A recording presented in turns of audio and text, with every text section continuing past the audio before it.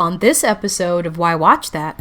So it's a reboot of a reboot of a reboot, and it's down the Matrix hole. It's Inception. It's a reboot within a reboot within a reboot. What I do find hilarious, though, is in the fight scenes, all that camera work, because it's not a lot of fighting. Like, I saw that they showed a clip, and I was like, "Woo! They're working hard." That camera ref is like left, right, up, down, because they ain't doing nothing. I find it hilarious. Because remember, Hannibal is NBC. Right. That's what I was like, how are they working that out? How is that working? They worked it out because NBC said, we got Hannibal and you don't. Okay. Who knows what pops up? It might be a monster of the week. It might be an old lady who's possessed. It might be a man who was brought to life from a scarecrow. Okay. No. Why Watch That is a podcast featuring the critic and referee who go head-to-head on a quest to discover the best movies and TV shows Hollywood has to offer. Expect the unexpected from the critic. While nothing gets past the ref. We do all the work. So you don't have to. Welcome to Why Watch That.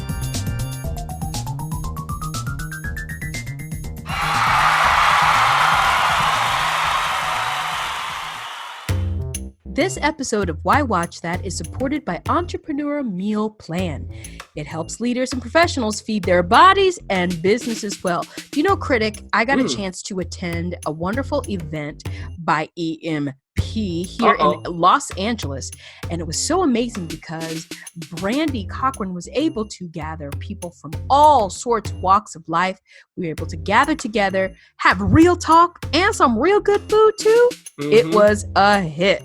It's food for the soul and the body, which is so hard to find. So if you want to learn more about Entrepreneur Meal Plan, whether you're an entrepreneur or not, go to entrepreneurmealplan.com. The Why Watch That talk. We have a TV talk. Ooh, and we've got some other stuff cooking. So, just get ready. But we are definitely in the swing of things. TV is here, and it's here, and it's not going to slow down. I feel like, critic, that we are finally back. I think most studios, most shows have protocols in place. So we're going to start to see that sweeping influx of shows coming out. And that's good news for the industry, but it's also good news for us. Yes. Yeah. Win-win. The more the merrier. The more the merrier. So that means you got to keep up, folks. And we have some things for you to watch. Some things we'll suggest, and some things we'll go, oh, no. Let's start with some series premieres. Now, this has been a highly anticipated premiere because it's based off of a movie of a very famous actor who we all know and love. And now they've turned into a TV series and changed the gender. What? Yep. So we're talking about CBS's The Equalizer. And yes, my mom's already watched it.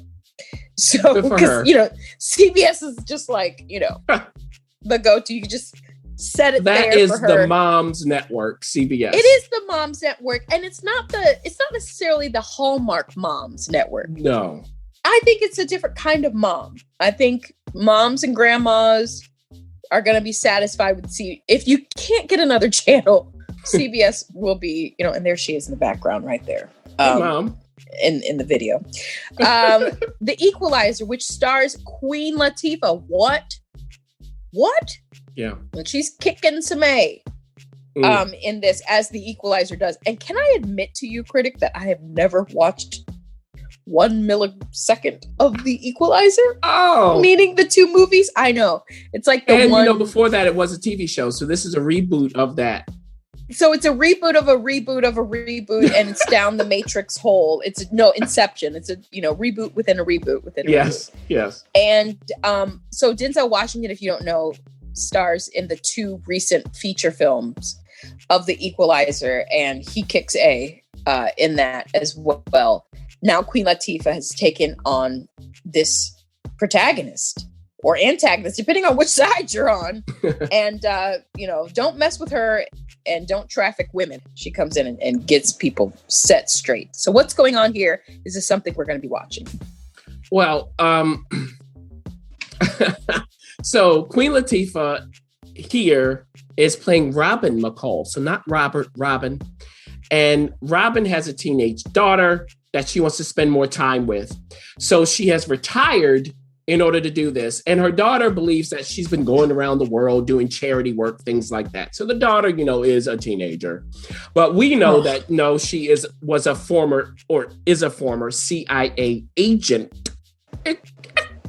And she still has a bit of a connection. There's a conduit to the agency via Chris Noth's character, William Bishop. So, he'll pop up, those scenes when they pop up and say, hey, we need you to do this. And, and she's like, first of all, popping up is just great because he pops up all over CBS, doesn't he? Yes. They just love him over there. Of course they do. And, you see him, you go, oh, of course.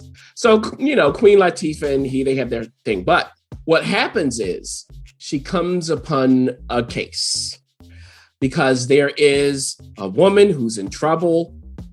Really, she's really young. She might be a teenager. I don't remember in the first episode, but she is being blackmailed in a very interesting way for a murder. The cops think she did it because they have evidence that shows that she did it. But can you believe the evidence? Right? And the main cop in question is an NYPD detective played by Tori Kittles, Marcus Dante. So we have Robin figuring this out. How is she going to help this woman get out of this situation? What is she going to do? Well, she has those skills that she learned as a CIA agent, and she has connections. And those connections are two of her friends who are married. And this is Melody or Mel and Harry, played by Liza Lapira and Adam Goldberg. So, they have special skills. Yep. So Harry, he can hack into anything, that whole thing, when you go down and you see all the screens and all of that stuff. Yeah. So they have to figure out a way to get her out of the clutches of the cops who think they have the person who did it and prove her innocence and all of that other stuff. So that's what the Equalizer has to do. And that's what Robin is. And then this starts a whole cycle of Robin helping people. So after the first episode, exactly. She posts something on the dark web and says, hey, bring me all of your huddled masses, all of that stuff, and I'll help you out. Now, what does the CIA think about this? Because you can't just do stuff and they don't know. Right? So she left the agency. Are they happy about that? Why did she leave the agency? Also, by the way, while she does have a teenage daughter who, is giving her the side eye because she don't know nothing. She also has her aunt, who is played by Lorraine Toussaint, okay, who is there to help her out. And Lorraine knows the truth. Okay, so she knows all the... Okay, I was going to say, Lorraine has to know because we don't want her meddling. Yes. Oh, yes. No. So Aunt Vi, played by Lorraine, is not meddling. She's the one trying to help negotiate this relationship, telling the daughter, your mother's trying, all of that stuff. So those are the dynamics. But like you said, Ref, it is a procedural. And here's what I have to say about it. I am entertained by it. I will say that. I am entertained. If you watch the Denzel movies, you will like this. You will. The first one, once it gets going, once you actually understand the Equalizer in the movies, it's entertaining stuff. What I do find hilarious, though, is in the fight scenes, all that camera work, because it's not a lot of fighting. Like, I saw that they showed a clip, and I was like, "Woo! They're working hard." That camera.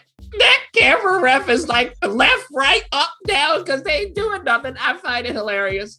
But outside of that, the strength of this show is the cast. Oh, nice. It is the cast. They have a lot of people who know what they're doing. And Queen Latifah is just like Denzel as the Equalizer. It is not a showy performance. It is very reserved and calculated. And I enjoy that about it. I enjoy watching Queen Latifah think, because that's really what it is about. So there are some writing problems, but who cares? It's a CBS procedural, and they're doing it in a way that's professional.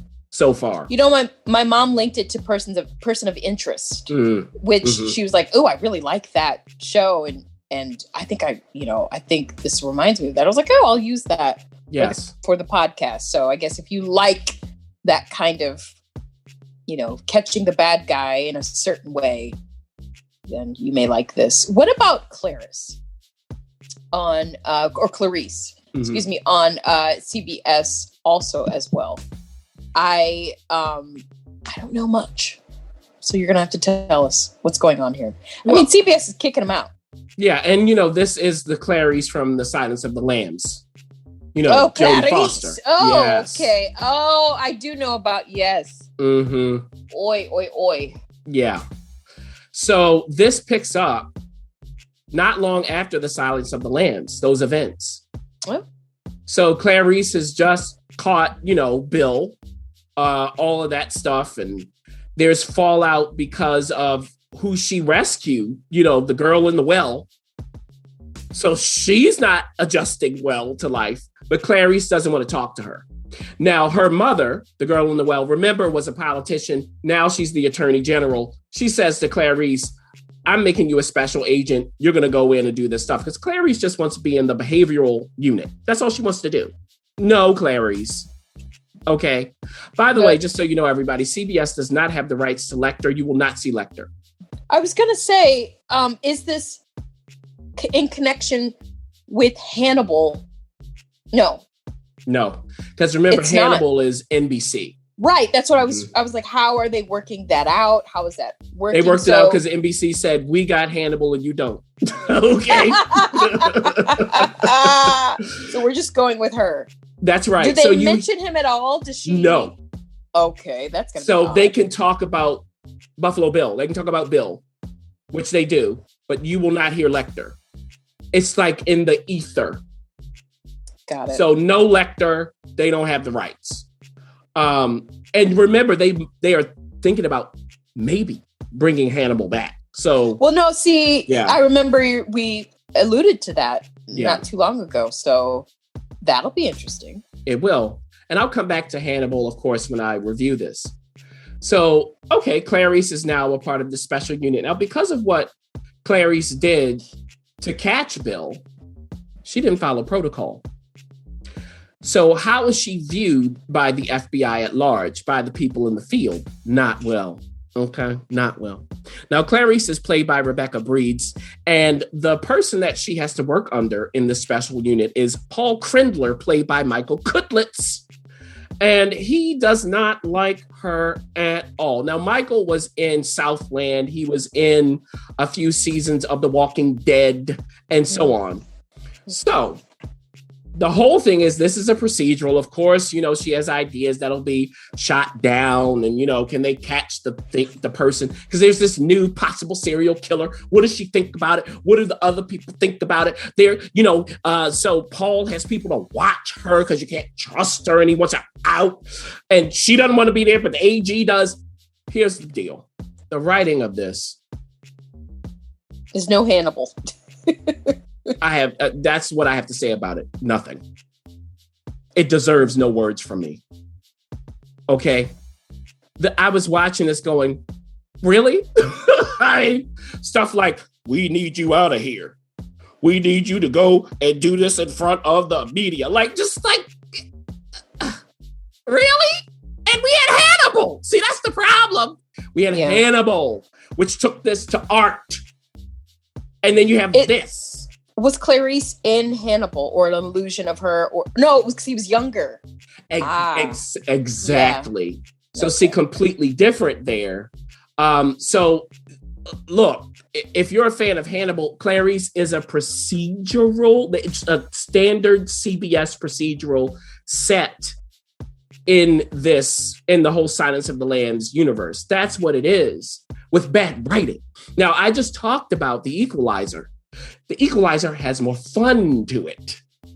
See, this is not fun. It's Silence of the Lambs seriousness. So if we're going to do that, your writing better be right. And it's not.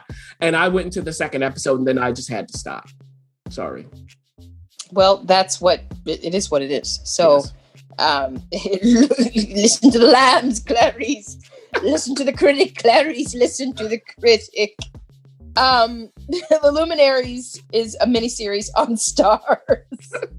You better be glad I didn't lick the thing. Oh my goodness. The slopping. Oh. Anthony Hopkins still gets a side eye. I mean, I've just now forgiven him for that because he's done much work after that. But there's it's Jodie Foster. She took her to Sloan to talk to the man again.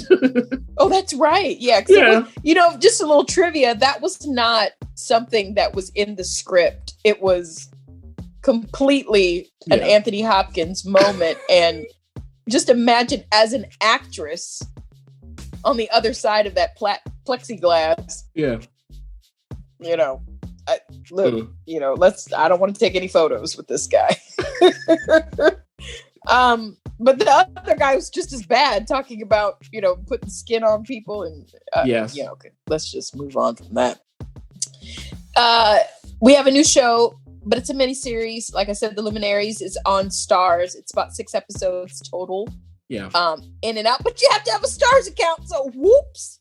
Oh. If you don't, is this worth getting a free trial for? Yeah. I mean, because there's other stuff on Stars that you like to tell the listeners about. Well, I mean, if you haven't tried Stars yet, if you're eligible for a free trial, I would say do it. They have enough where you could find something. So that would be worth it.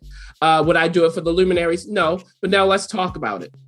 So the Luminaries is based on a celebrated novel. And the novelist, Eleanor Catton, wrote this miniseries. So, okay. And I actually own the book. I just haven't read it. Like I started you own the book? I own the book, the actual book. I started reading it, Ref, and then I stopped because it didn't grab me from the beginning, and I'll go back to it, whatever. So we have 2 characters who meet each other on a boat going to New Zealand. Okay? That's what happens. And this is set in like the 1800s. So they're going there because of the gold rush. So they want to find some gold. And it's Anna and Emery, played by Eve Hewson. Here she is again. And Himesh Patel. Now, they meet on this boat and they exchange information because there's something about them, their relationship already. They don't know each other, but they like each other. And Emery says, okay, here's my hotel. Meet me there for, some dinner and some drinks. Okay, let's do it.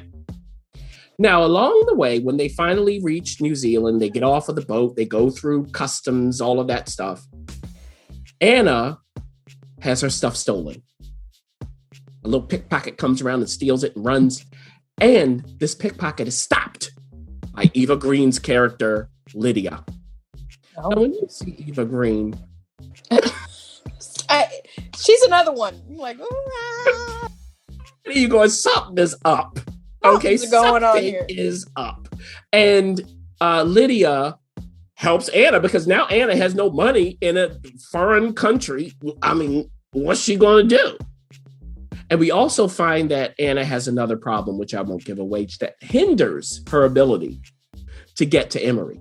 So Emery goes to the meeting place. Anna isn't there. What is he thinking? And one thing that Lydia tells Anna is, because Lydia is interested in the stars and, all of that kind of stuff. It's the 1800s. So she thinks that there's truth in the stars when you look up. And there's something about twin stars, astral twins, meaning if you were born at the same time, you have a connection. So how does that relate to Anna and Emery? Is there more to this story from Lydia's perspective? I'm sure. Now, that's one timeline. We also see early on in the future, after these events, where Anna is. Because someone has died and she is involved. What state is she in? That's the question. It's not good, I'll tell you that. And what is going on? So the thing is here, there are people who have certain goals in mind that are hidden. And these goals are going to affect Anna and Emery, probably negatively. But can Anna and Emery figure it out so they stay safe? And there's this whole thing going on that I'm not going to get into that's very complicated. So here's the thing about the Luminaries. It's a complicated story in the book. They simplify it in the miniseries, but it's still, you'll be watching it sometimes going, why am I seeing this? Like, what in the world am I even watching? I would have preferred if they just gave us from the beginning on the boat, just tell it to us in chronological order. I don't need the flashing forward. It loses me every time. I'm like, why am I watching this? I don't even want to know this right now. I'll know it later. So that is dissipating the urgency. Also, again, you're watching it going, what is going on? So if that's the kind of show you're going to do, it has to be brisker. The writing has to be better. The actors know what they're doing, but they're doing it in what is the question. So for me, it wasn't enough. It's not bad, but it wasn't enough for the complication for me to keep watching. Well, there you have that. It's a sin, really. Nope, that's the name of the next show. Yeah. That's on HBO Max.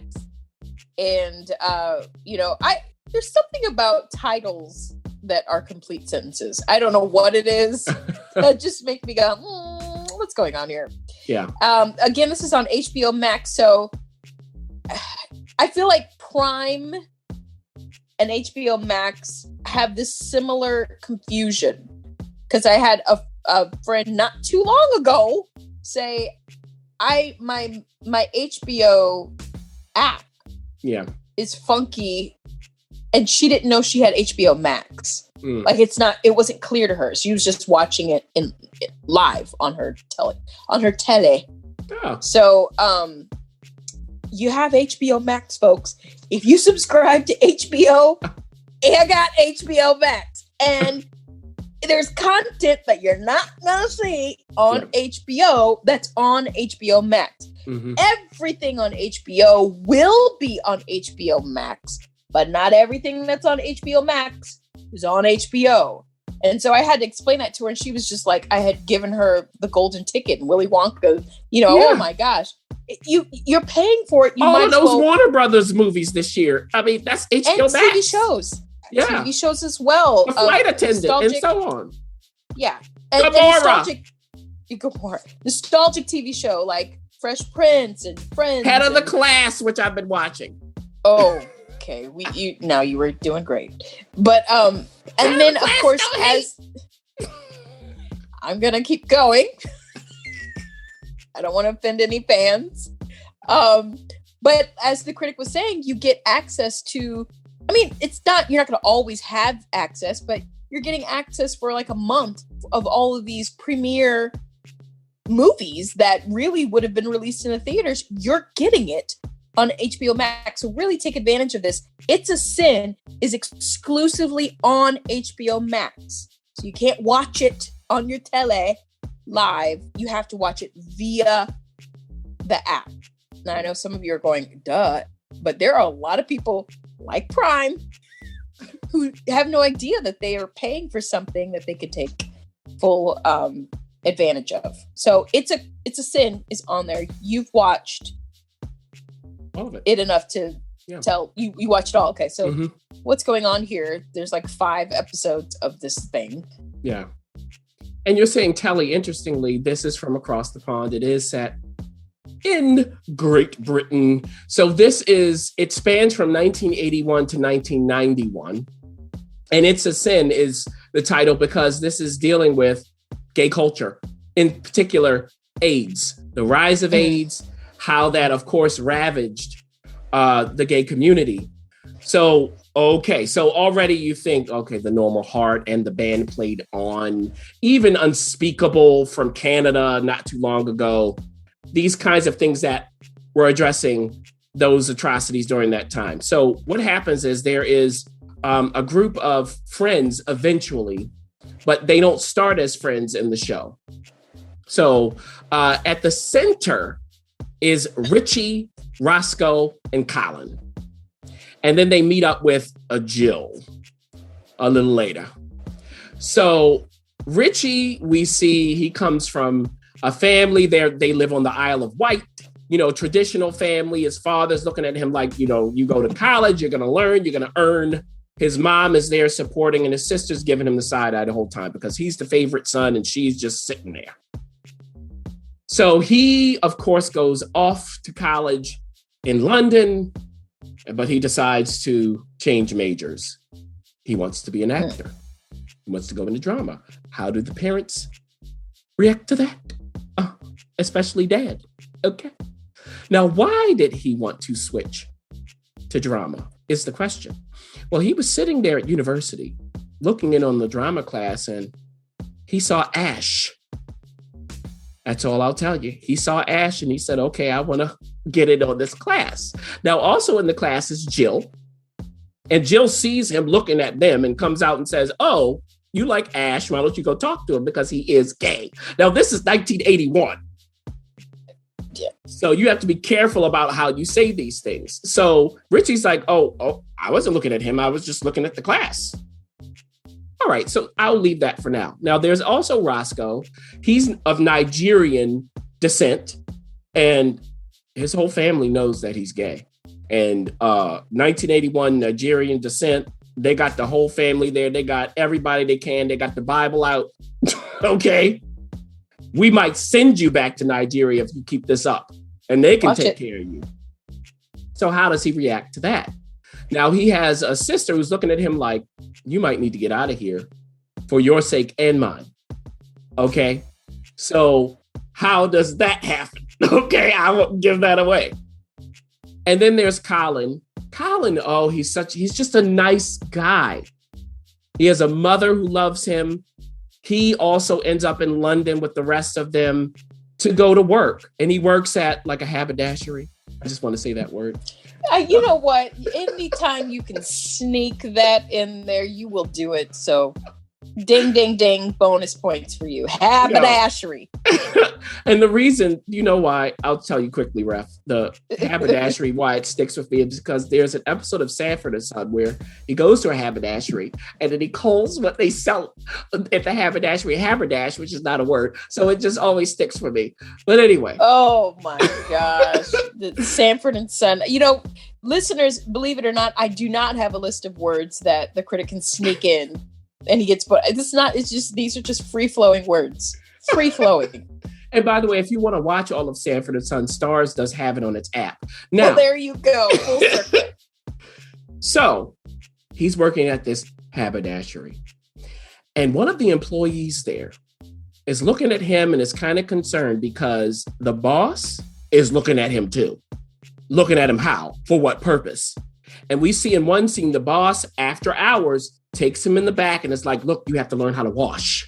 Okay, you have to learn how to wash yourself. You have to get these clothing fibers out of your nails, everything. So wash with me. Wash. Come on. Take your shirt off.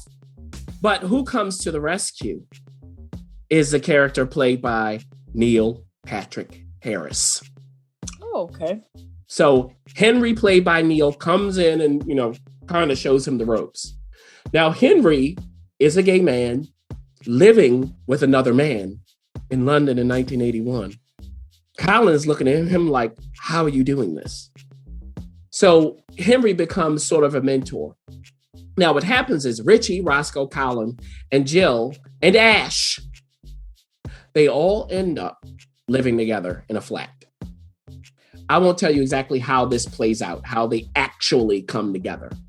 And they become fast friends across a whole decade. They stay in that flat for 10 years. Okay. Oh, dear gracious. Oh, I don't know. So you'll see what comes of that.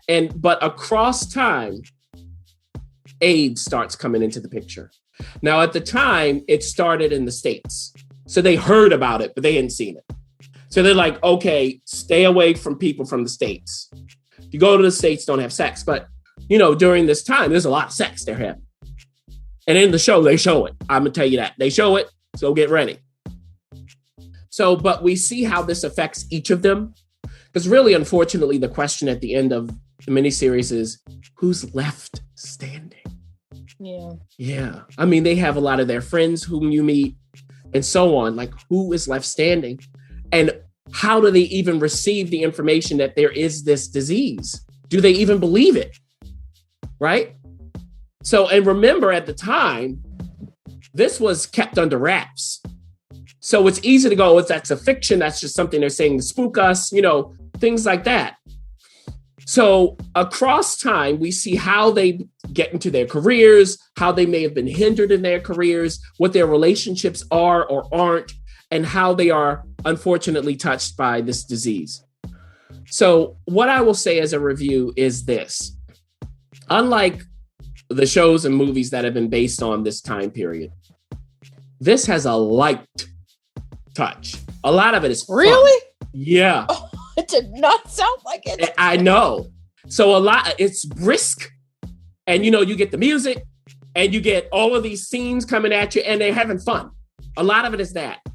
So they don't wallow in it, which is effective when it gets to the grounding. Because I liked this when it was grounded.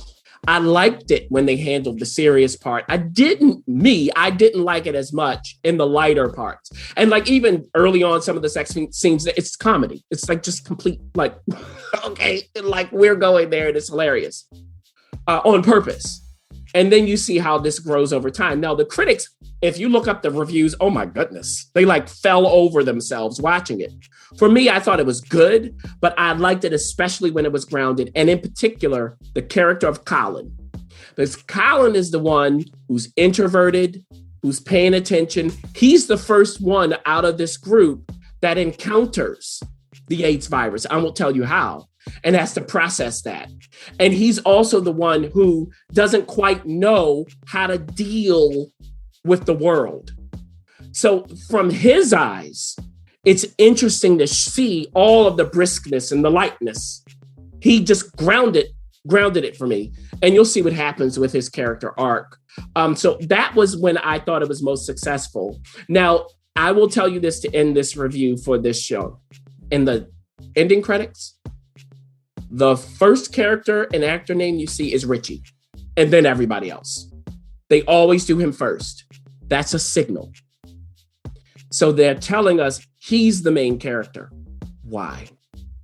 What's going to come of his storyline across this decade and with his family?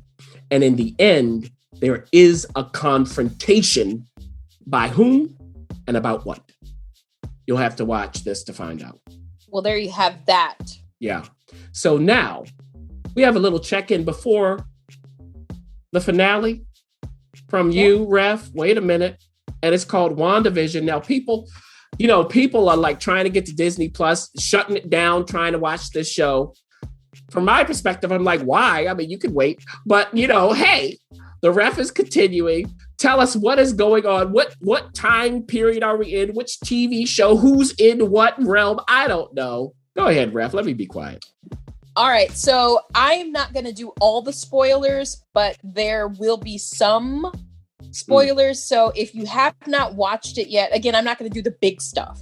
But if you haven't watched it and you want to come in fresh, why don't you just hit that 30-second, just keep hitting it until I'm not talking about it anymore. But for those of you who are like, oh, I haven't even started it, or I'm a couple behind, or I want to start it. Here's where we are with WandaVision. Now, we have gone through the I Love Lucy phase. We have gone through the Brady Bunch and Bewitched yep, all of that. And now we have also entered into Full House, and you'll see that. And most recently, we've gone to Modern Family, which I thought was really interesting choice as well. So if you don't know, just quickly, Wanda, who is Wanda Maximoff, or, the Scarlet Witch from the Avengers, has been dealing with her grief. And we know that Vision in the movies was killed by Thanos. And she tried to save him. He rewound time, took the Mind Stone out of his mind, and he died. And he wasn't able to be revived because, you saw people who died in the movie and they came back. Well, unfortunately not. But he's in this show fully functioning. And the question is, does he know who he is truly? And does he know his backstory? Well, we find out that he doesn't. But there is a way that he's starting to discover that Wanda's world that she has created isn't quite the world that he thinks it is. Well, One point is the fact that they have twins. They have children. And boy, do the children, they grow up fast. And we find that the children aren't falling far from their parents' tree. We'll just say that much, that the children have abilities of their own. What are those abilities? How does Wanda and Vision discover that? And how are the children reacting to that? Now, Wanda, in the meantime, as she's dealing with her grief, the people in the town are under her spell. I'm not ruining that. Everybody, you can see that from the first episode. They're under her spell, and they're not really functioning with their own mind. So how is that playing out in various characters? What do they say or not say? How much are they telling Vision about this town? And how much of it is Wanda able to control? Well, there is a guest that comes and visits Wanda. It is a very familiar person who was, I'll just say, in the Age of Ultron, if you watch that. Very significant person to her.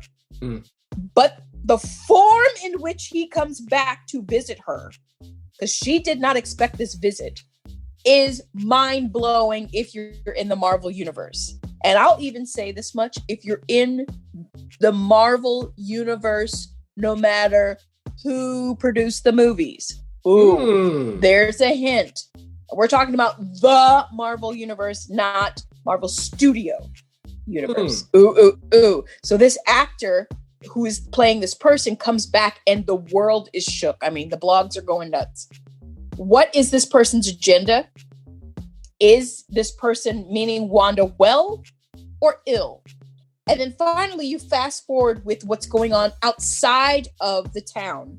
And of course, we have the Sword, who is now the new Shield, who's ready to take an advance aggressively to make sure they can save the people in the town. But there is someone who's saying, now, hold on.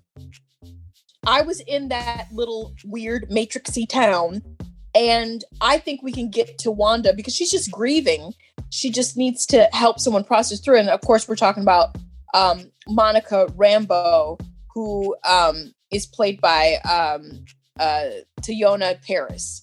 And she, of course, she is the, I'm not ruining this because it just is what it is.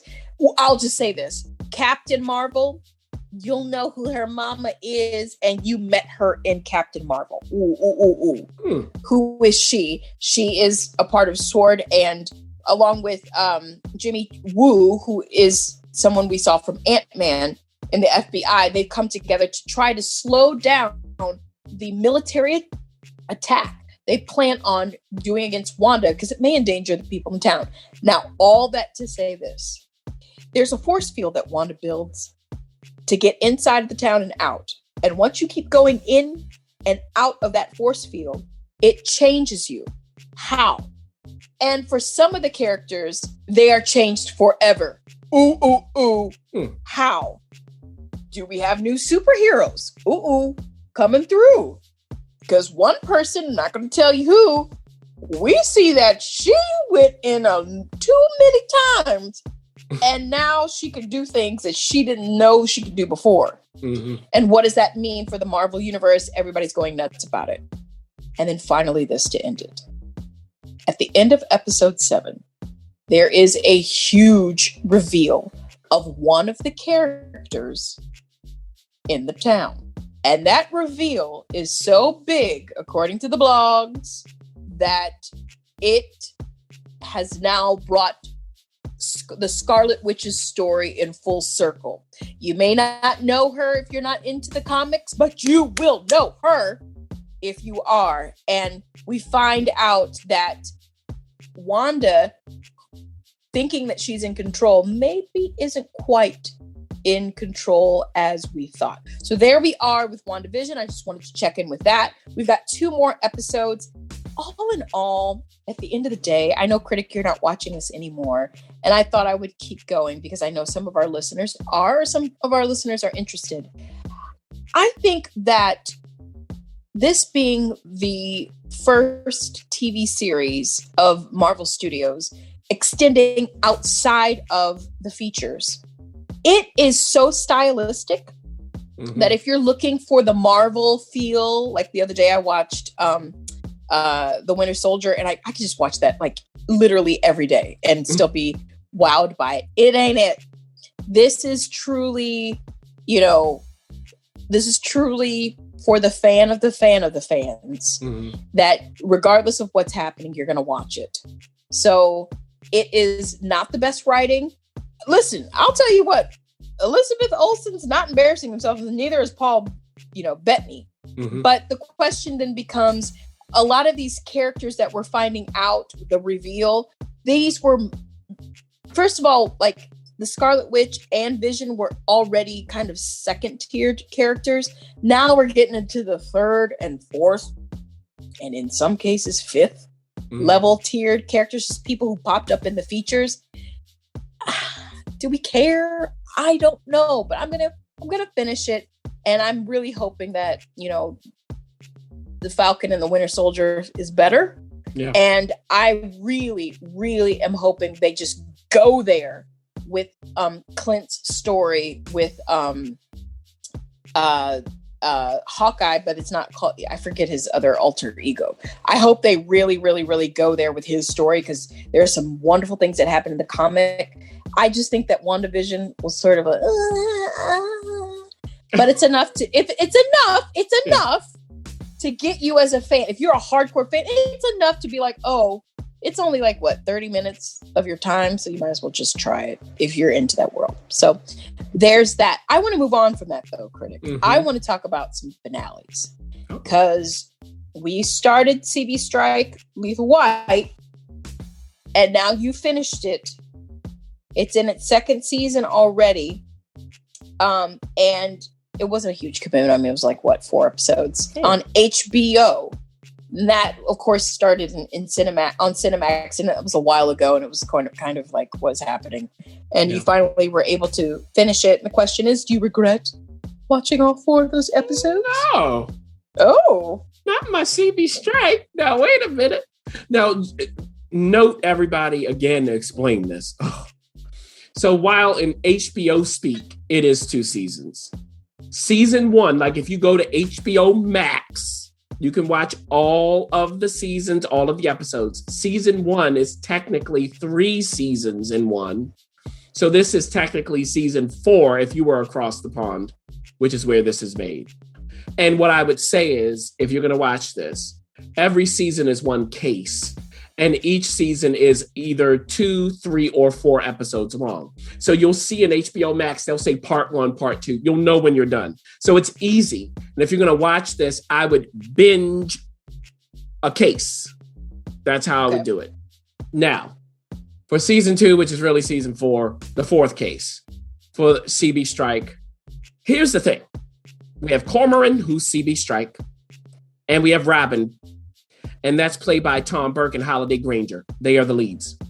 At this point, we know them, we love them, and we've seen them go through the trials and tribulations of love. So Cormoran is a private investigator, and, Robin becomes his partner in crime, essentially. How? Now, Cormoran was in the military, and he learned his skills there, a decade of doing it. So he has the training, but Robin is a natural. So they work together and they do a very good job working together. But is there more going on between the two of them? Of course there is. You just said it. Well, because the thing is, they each are attached to other people, or were. I won't tell you what that means. Oh, complicated. So Cormoran, I hate to say this word, but I have to. Yeah. I don't know. I just made that up. Very good. Cormoran wasn't an entanglement. I just have to use that word. I'm sorry. He was. Haberdashery and entanglement are the key words. Ding, ding, ding. Another bonus point. So he was, I mean, the woman who broke his heart tried to come back in this season. Wait. When you say he was in an entanglement, come on, now I need to get a little bit of the juice before I watch this. He was in an entanglement because his the person he was entangled with somebody else? Yeah, you could say it that way. Now, I won't give away the particulars, but okay, that's all I'll say. I'll say, okay, you'll have to see. Wet our whistle. And look, Cormoran is a good guy. He is. He is trustworthy. It is not his fault. All right. Mm-hmm. There's some nasty stuff going on. Okay, on the other end. Now, Robin has been attached to this dude from the beginning. Didn't want her to be with Cormoran. Didn't want her to be a private investigator. None of it. They got married. Oh, how'd that go? Okay, that's all I gotta ask. How did that go? And is he right though? Should he be concerned that Robin and Cormoran are spending so much time together? Now, in this latest season, there is a case. There is a disturbed man who comes in and thinks he saw a murder and the burial of the body years ago when he was like 6 years old. This man is grown. Very disturbed, comes in. Something about it, Cormoran believes. I talked about this at the beginning of this season when we talked about it. This leads to a politician who's being blackmailed. And that is attached to the man who is disturbed coming in. I won't tell you how that's attached. And this politician is not someone you would want to save. Now, this politician doesn't want this blackmail stuff to get into the press. None of it. He tells Cormoran and Robin, take care of it quietly. So they have this whole ruse to do so. And this leads to a murder. I won't tell you who dies. Who did it? Oh, well, that's the question. Who did it? We got with where and with what? We got inheritances and paintings and all kinds of stuff involved in boats. I will tell you how all of this comes together. Is this a period piece? It is not. Okay. Yeah. When you say paintings, in the U.S., we just don't. I don't know why we don't do paintings. Look, if you got the right painting, watch out.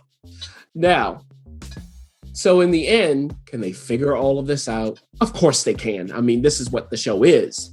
But the real question is, what's the relationship between Cormoran and Robin in the end? I won't tell you. Oh, I think I'm going to watch this. It's a professional show, Ref. That's what it is. It's not going to be the kind of show where you go, oh, it was brilliant. It's just, if you want this kind of detective procedural, you can spend time with them.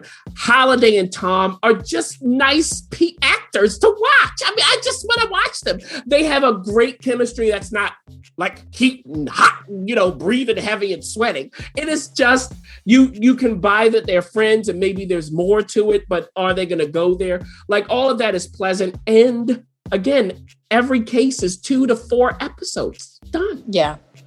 You're in and out. Well, what I'm not going to be watching is 30 Coins. You know how I feel about stuff like that. It is on HBO. Yeah. It's in Spanish, right? So you have to read. And folks, you talked about what 30 coins, or you alluded to what 30 coins means, and I don't know if you want that kind of change in your house. Or didn't I say you don't even want a tenth of one of them 30 coins? Didn't I say that? You don't. Yeah, you said it. Mm-hmm. There's a bit of Italian in the show as well, and just a smattering of English. Just a lull. Okay, another bonus word. What are we doing? Smattering. I'm sorry. In my real life, I do teach vocabulary. Now, look. This 30 monedas, it's biblical, okay? Now, I don't like to give that away because if you don't know, then you don't know. If you do know... You did the thing. I didn't say who the 30 coins are attached to. You alluded to it, and we got it. It's okay. We're good. Well, I'm still going to let that be an illusion, okay? Now, note that the ref is using illusion with an A, not with an I at the beginning. Now... The ref or the critic? Well, you said allude. So, okay. So, if you get these 30 coins, I'll put it to you this way. You essentially can rule the world for evil purposes. Of course. So, the minions of the devil have 29. They need one more. And this one more is in the hands of a certain padre Father Vergara. And he has been sent away from the Vatican to go to this little town in Spain. And he brings the coin with him. How did he get the coin? Is a real question. Is he protecting the coin or is he using the coin? Well, that's a good question. And when he gets to this town, he meets the town's mayor and a veterinarian. Okay? Now you'll see why we have a veterinarian in the show. I won't give that away. You'll see it immediately. Okay? And when you see it, you'll go, oh, okay. If I like this, keep watching. If you don't like that, stop watching. All right? So, okay. Now the vet and the mayor. The vet has a husband who's gone missing. The mayor has a wife who is pushing him to do certain things. They got like a slaughterhouse, all kinds of stuff going. But what do you think happens with the mayor and the veterinarian? What do you think? I don't care. Well, if you watch this, you may not care. Watching I'm telling anybody who watches this, you're going to get a kick out of all this stuff that's happening. Now, so the father brings this coin and he brings all of hell. Okay, that's what happens. They want that coin. The veterinarians got it. The mayor's trying to help her out. His wife is involved, entangled. Okay. And the father, he's there and he's not there. What is he doing? Is he behind this? What is going on? And throughout the season, who knows what pops up? It might be a monster of the week. It might be an old lady who's possessed. It might be a man who was brought to life from a scarecrow. Okay. No. And in the end, there's a showdown in this town involving all of the townspeople. There is a disturbed young man in this show as well who lives in the town who knows the truth. He hears the voices and he's trying to tell these people they don't listen to him. Now, you'll see why they don't listen to him, but he's telling them the truth. And in the end, do they get all 13 coins? Now, keep in mind, they have different tactics to get these coins. They can possess you. No. They can entice you. They can send someone to kill you. They can send someone back from your past. They could send a monster. You just have no idea. And one thing that was hilarious is one of the fathers who are on the dark side, because part of the Vatican is, on the dark side. They're compromised. Yeah. So they go back and they tell us how the father started getting involved in this and how he learned about this whole thing. And so there is someone who's possessed, but it's not the kind of possession you're used to. It's not, green pea soup. He is just sitting there, calm and collected, reasoning through what's really happening here. How can you blame the devil? It's hilarious. It's hilarious. So if you find some of this stuff interesting, if you like horror, not just like The Exorcist, stuff like that, but just like kind of funny horror as well. I mentioned Guillermo del Toro, that kind of stuff. Then they have ideas to spare in this show. You just never know what you're watching. So it may not all work, but I was always amused by the creativity of 30 coins. So that's where I'll end it. And thank you. Your Honor, which is finally concluded on Showtime with Bryan Cranston. Yes, he's back on TV.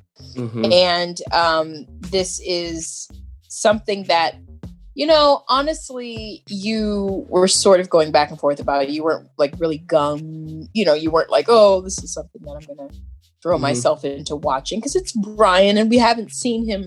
I mean, I think he did some little stint of a show on Amazon Prime, but yes, we haven't seen him drive it. And this is a limited series, so that means we're not going to be seeing season 2, 3, 4, 4 or anything like that. It's just a one and done kind of thing because he's got things to do. Mm-hmm. And what happens when you're the judge? Yeah. do you get is the question. I don't know. So Bryan Cranston plays Michael Desiato. He is a judge in New Orleans. And early on, we see that, he's honorable. He does things to help people who are about to be railroaded in his courtroom. Now, what happens is, I'm just going to say it. So if you haven't seen this, everyone, you can do what the ref said you could do for WandaVision. Just fast forward. But I'm just going to say, I'm just going to say what happens. So his son takes the family car out for a little ride, kills somebody. Now, the person he kills is the son of, a crime boss in New Orleans. So the son does everything you shouldn't do in this situation. It's an accident. He does everything you shouldn't do. And his father finds out. Michael takes him to the police station to turn, himself in. But then Michael sees who the father and mother are of the victim. Turns right back around. Okay, gets in that car. Bye. I'm not doing it. Okay. And then the cover up has to happen. So how can an honorable judge cover this up? Is it possible? You have the cops involved who are concerned, right? What about this car? Because they figure it out. So how do they cover up that the car is involved in this accident? Who else is involved? You also have a black crime syndicate that comes involved here because some other people die as collateral damage and that brings them in. So how do they relate? Okay, to Michael Stuhlbarg's character, Jimmy Baxter, his crime family. His wife is played by Hope Davis. You also have coming in one of Michael's proteges, who's now a hotshot lawyer, played by Carmine Jogo. So she comes on in and she gets involved with somebody who dies as a result of this. She doesn't know the truth, so she's rooting down to the truth. And can she be stopped and thwarted? You have, in addition to this, Margot Martindale in here playing Michael's mother-in-law, but his wife is dead. How did she die? Does it have anything to do with this? And what is going on with Margot Martindale's character, right? That's a question too. And you also have a fellow judge played by Lorraine Toussaint. I mean, this is what's happening in this show. She's popping up all over this. Everywhere. Podcast. How is she involved? So you have all of these pieces that Michael has to try to get a hold of and control, but he can't. And when he gets out of control, what's going to happen? What is going to be the real damage? And can he protect his son? Will he have to sacrifice himself to do so? Is the question. Now, look. It's like defending Jacob. Good gracious. From the beginning of Your Honor, I was like, okay. Like, you set it up. I'll go there with you because this is ridiculous. And I'm fine with ridiculous if it's good ridiculousness. If you know what you're doing is ridiculous and you know where your bread is buttered. But this son of Bryan Cranston's is one of the worst characters in TV history. He is an idiot. And I don't mean he has mental deficits. I mean, he should know better and he does everything that you shouldn't do. He also is involved with like his high school teacher. He gets involved with somebody else who's a member of the family of the guy he killed. Like he does everything to get in the way. He has asthma. So, that's going to come up. It's just stupid. Why are you coming for his asthma? Leave the boy. Because he's an idiot. Asthma. If you run away from a crime scene where you kill somebody and you leave your inhaler, you like want to start thinking. Well, you killed someone. Cut him some slack. No, he gets no slack cut. None. Because he does. So now I told everybody to fast forward. So let's talk about this, Ref. If you kill somebody, would you then get into a relationship with their sibling? I don't think so. When you're trying to hide it, I don't think so. It doesn't make any sense. It's stupidity of the highest order. So anything that happens to him, who cares? Who cares? Kill him. Oh, okay. Well, who cares? That's the point. You want it, so go ahead and give it to him. Look, he ain't in Gomorrah. It'd have been over in 5 minutes. So I'm just saying, Your Honor, in the end, was a waste of my time. I love all of these people involved. It is executive produced by the Kings. Love all of y'all. But this writing, if you're going to do ridiculous, you can't put a stupid character in the middle of it and have us following him when we really want to see the machinations of Michael. Don't detract from that. The whole black crime group was interesting. Not enough. Ugh, I'm done. Okay, well, we're glad about that. Your dishonor. How about that? Oh, Well, there you have it. We said that there was some things that we enjoyed watching and some things maybe you have to figure out what to do with that. This is all that's happening. We're gonna give the critic a nice. I'm gonna throw a potato at him so he can eat it because I think he's hungry.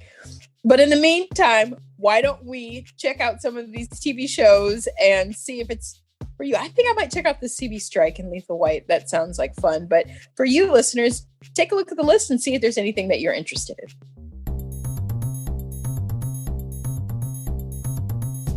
Thanks for listening. For additional resources, visit WhyWatchThat.com. Good idea, and we'd love to hear from you. So go ahead and leave comments, feedback, and you can rate us on iTunes. We'll see you next week. See you.